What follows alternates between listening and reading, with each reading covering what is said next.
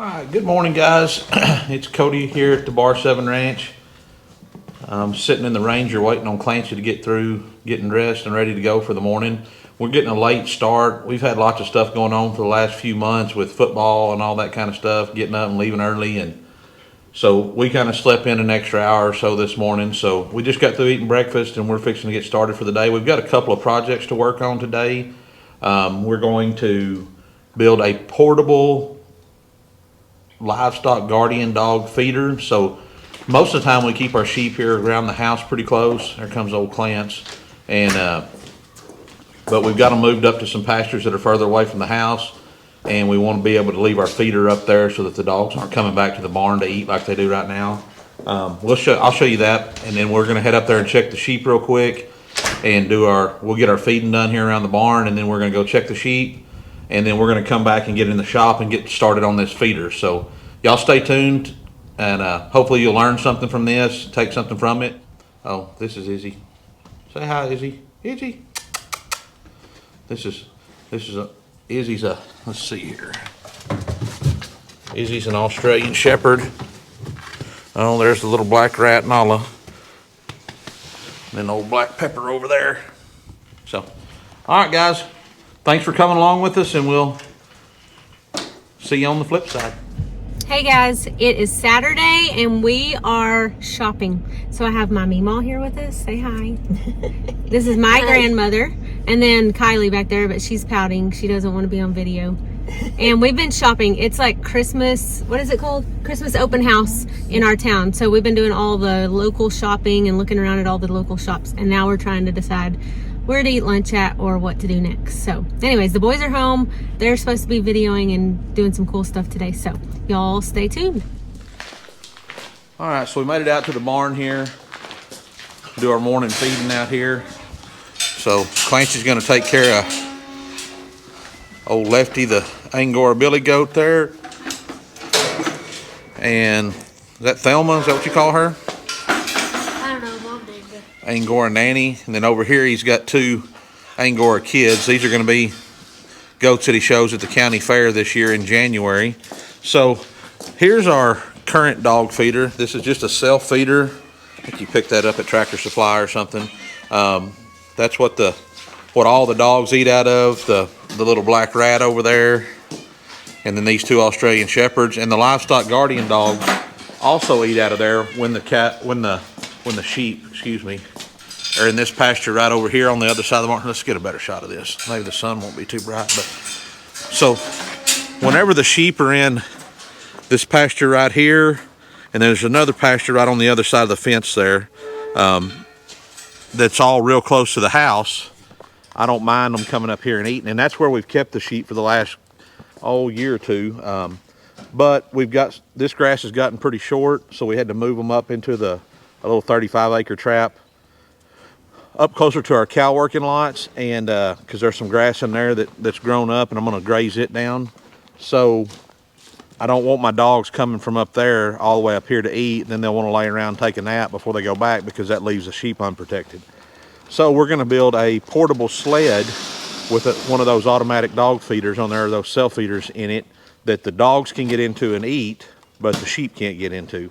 And then we can set it in the pasture, and then whenever we move the sheep, we can just hook onto it with a four-wheeler or a side-by-side and pull it to the next spot, to the next pasture, so that the dogs always have their feed in there with them. That way they're less apt to leave the sheep and come back to the house or the barn. So that's the project we're going to work on today. Clancy's going to get his feeding finished up in here. He's dumping out water buckets right now. He's going to feed the little ones in that feeder. Old Lefty, say hello, Lefty. Lefty likes to chew on everything. He likes to greet you. He's usually pushing on the gate right here as you get ready to go in. So the big ones will get fed in that feeder right down there behind the Lefty and Thelma. The barn cats over here, yeah. Y'all wanting something to eat? Y'all all wanting a handout? So I think we've mentioned this before, but this is Bigfoot. You see she's got an extra toe. Bigfoot? She got an extra toe on her feet there. So we called her Bigfoot. The rest of them don't have names, but they're wanting a little handout. We feed these cats just a little bit to keep them around the barn. And then they keep all the mice and snakes and stuff like that run off for the most part. We feed them just a little bit just to keep them around here. And then we're going to come out here and we're going to feed steers. We got a rain yesterday and one earlier in the week, so the steer pen's kind of muddy and nasty, but it'll dry out pretty quick. These are Clancy's commercial steer projects for the county fair. Let's go in here. So commercial steers, what I mean by that is these steers aren't halter broke. You don't lead them on like a leash, so to speak, like some people that show their cattle do. These steers will just be graded on their frames, their bodies, their body condition, their average daily gain, how much weight they gain every day, their feed conversion, which is how efficiently they convert their feed into weight gain. When Clancy shows them, he'll do an interview. He'll take a written test on them, figuring where he has to actually figure average daily gains and things like that on a hypothetical set of steers. And so you can see these guys. This one is a red Angus. The black ones are black Angus steers. I'm going to ease here and let them walk by the... You can see they're doing pretty good. They've only been on feed for 75 days. So you can see those steers are really doing pretty good. Show you our little setup here. So this wood here is a wind block. So this right over here is kind of due north. So when the wind starts to blow this winter and stuff like that, this wood will serve as a wood block right there. Wind block, I mean. This water trough is a self-water. It fills up automatically. It doesn't have a leak. Those steers, they stand there and they splash it with their mouth, just and splash water out. So that's why it's muddy right there. And then this is probably my favorite part of our steer pen. We just reworked this steer pen this year to make it more efficient for Clance. You know, he's just an 8th grader and he only weighs... How much you weigh, boy? Psst. Hey. Clarence. Huh? How much do you weigh? 80 pounds? What? How much do you weigh? 80 pounds? More. He weighs about 81 pounds. So, I weigh 100. He says he weighs 100. Who knows? Anyways, it's pretty tough for him. Our old system, we had to dump our feed over the top rail of a fence right here, and it was pretty hard. He spilled a bunch of it, so we got this feeder panel.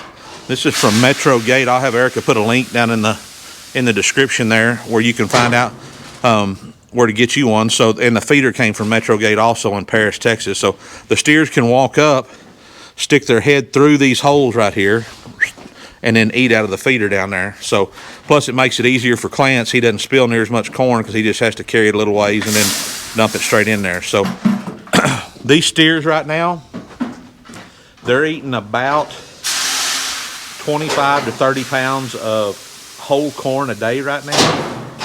They get 3/4 of a pound of a supplement called beef trait that feeds the microorganisms inside their rumen.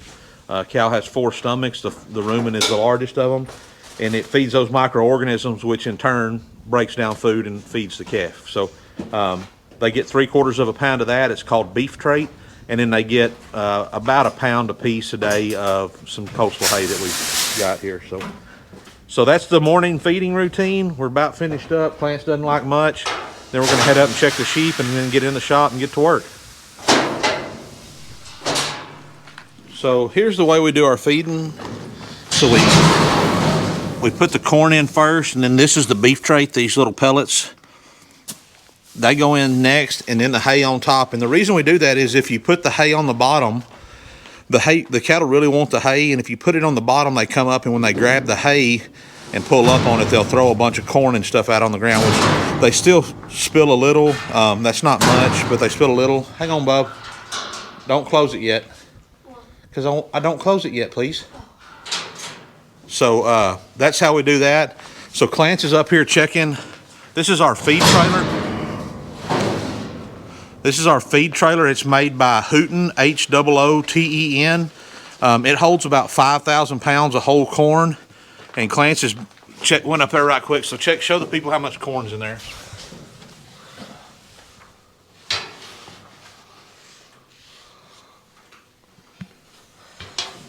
Awesome.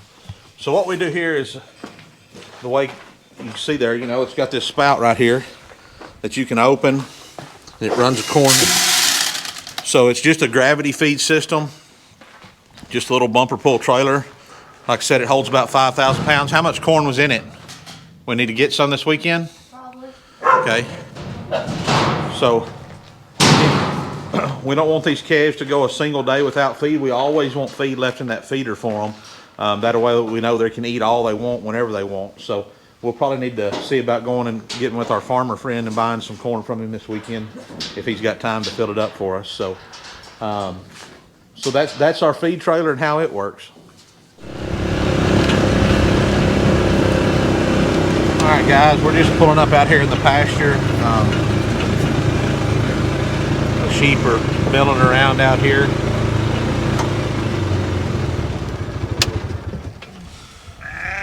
So here they are coming up.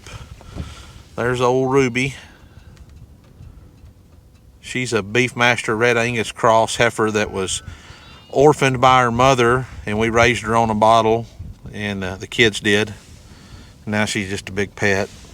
She likes staying with the sheep though. So Sheba's right back there. I can't zoom in. I don't know if y'all can see her back there, lurching around. She's always she's a good dog. She loves staying with her sheep. We had a new lamb born last night, like I said, and I'm trying to see if I can see it here real easy. You see it, bub?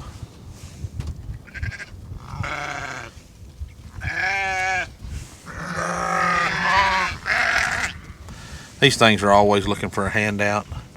They don't like to have to work too hard. There's that little baby coming up back there. I can't zoom in on this, but kind of right there, it just turned to right this ewe that's got her head up right over the top of hers right there is that new baby. You probably can't see it very good, but we'll try to drive over there.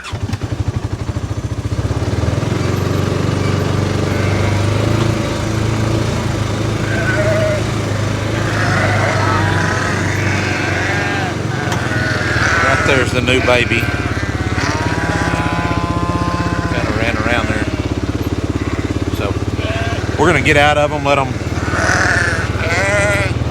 We don't want them following us back to the house, so we're gonna let them. We're gonna drive off and leave them here and go get to work on the dog feeder.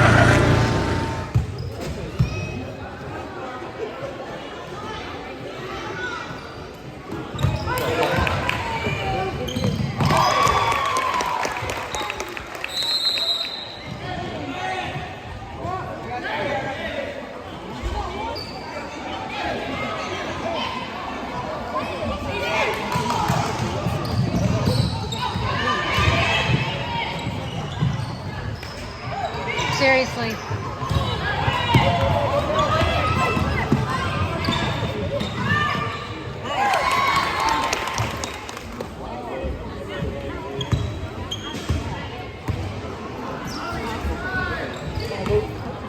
Good job. Good job.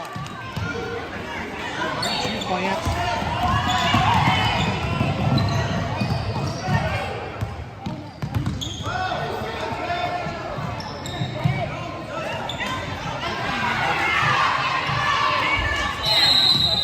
Good job, Clancy.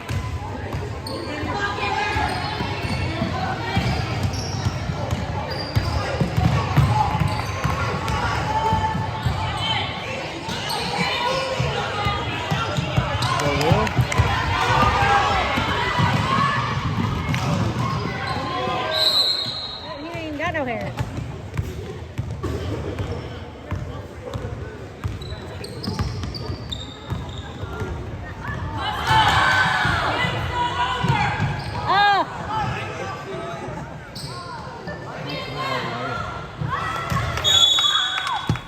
Hey guys, so we're here to vote.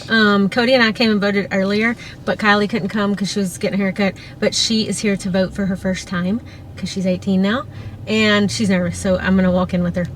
Are you nervous? Mm-hmm. All right, so we'll let you know how it goes. She did it, y'all. Uh-oh, she's locked out. Kylie, how was it? I voted. I got Mary Massengill. It wasn't that bad. Was it terrifying? No, you just... The little Q-tip thing was a little weird, but... Oh, you got the Q-tip? I didn't Did you use not one. have to? No, you don't have to. I just used my finger. Was it hard to do? No, that was the easiest thing I ever done in my life. Do you feel like you are I feel like an actual adult now. Let's go, wake up! Y'all keep ranching.